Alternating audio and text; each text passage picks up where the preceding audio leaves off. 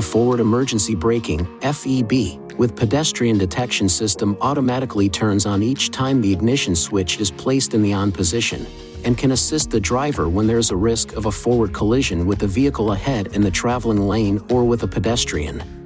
The FEB with pedestrian detection system uses a radar sensor located on the front of the vehicle to measure the distance to the vehicle ahead in the same lane and operates at speeds above 3 miles per hour.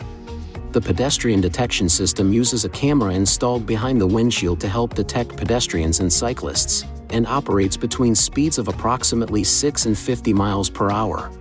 Intersection assist can assist the driver when there is a risk of a forward collision while turning, and operates at speeds between 6 and 16 miles per hour. The turn signal must be activated to detect a vehicle, however it does not need to be activated to detect a pedestrian.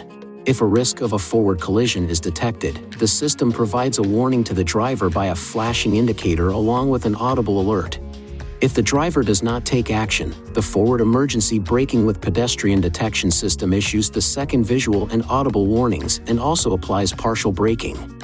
If the risk of a collision becomes imminent, the system applies harder braking automatically.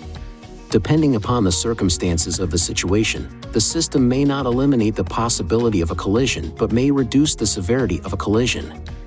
To enable or disable the system, use these controls to select settings.